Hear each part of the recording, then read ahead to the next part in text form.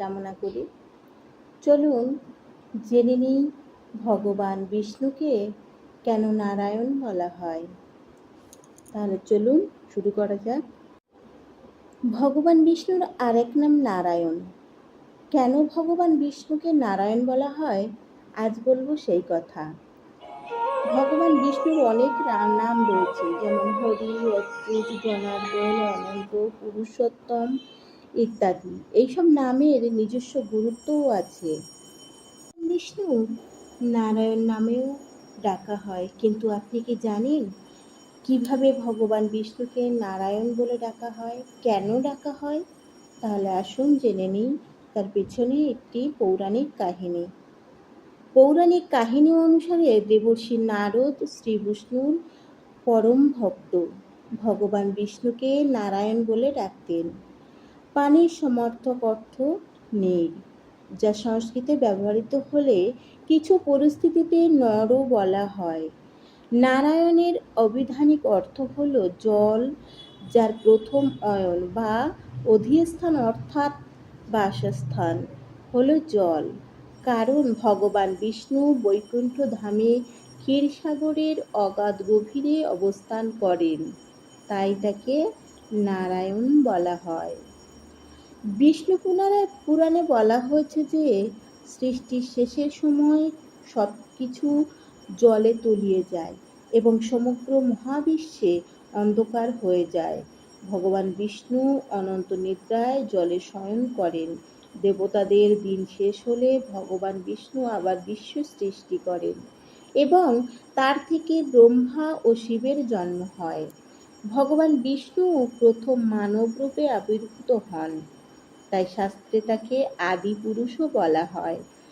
আদি পুরুষ বিষ্ণুর বাসস্থান অর্থাৎ অয়ন হল নর অর্থাৎ জল, তাই ভগবান বিষ্ণুকে নারায়ণ নামে সম্বোধন করা হয়।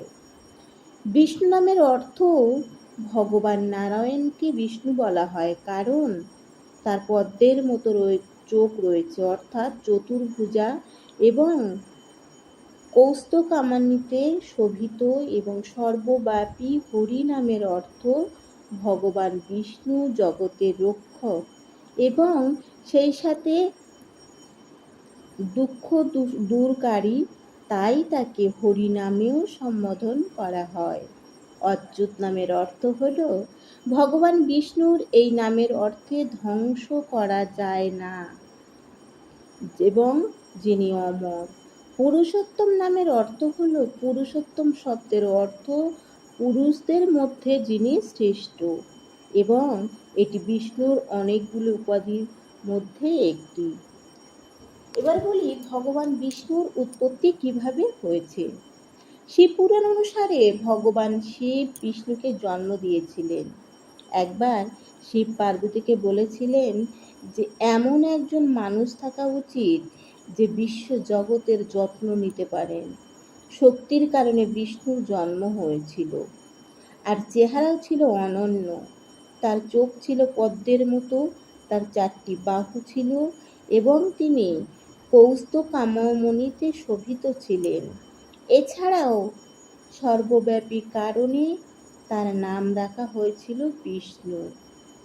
তিনি মহাবিশ্বের যত্ন নেয়ার দায়িত্ব নিয়েছিলেন, সেই থেকে তাকে জগৎপালক বলা হয়। ভগবান বিষ্ণুকে কেন শ্রীহরি বলা হয় জানেন? চলুন জেনে নিই। হরিও ভগবান বিষ্ণুর আরেক নাম।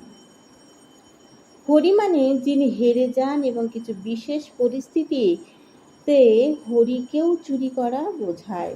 ভগবান বিষ্ণু শুধু রক্ষকই নয়, দুঃখ দূরকারীও। পূর্ণ ভক্তি সহকারে ভগবান বিষ্ণুর আরাধনা করে তিনি তার ভক্তদের দুঃখ কষ্ট দূর করতে বাধ্য হন। এই কারণেই ভগবান বিষ্ণুকে বলা হয় হরি। বিষ্ণু পুরাণে লিখিত হরি হরতে পাপানি পঙ্ক্তিতেও এর উল্লেখ আছে। এই লাইনের অর্থ হরি অর্থাৎ ভগবান বিষ্ণু, যিনি জীবনের সমস্ত পাপ ও দুঃখ দূর করেন। কিভাবে ভগবান বিষ্ণুকে খুশি করবেন চলুন এবার জেনে নেওয়া যাক। আমরা আপনাকে বলি যে বৃহস্পতিবার আপনার হলুদ রঙের পোশাক পরিধান করা উচিত এবং একটি উপবাস পালন করা উচিত এবং তার পূজা করা উচিত।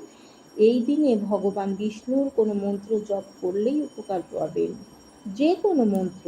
এই দিনে নারায়ণের ছবির সামনে ঘিয়ের প্রদীপ জ্বালিয়ে নিজেদের মনস্কামনা প্রদান করলে সেই মনস্কামনা পূরণ হবে।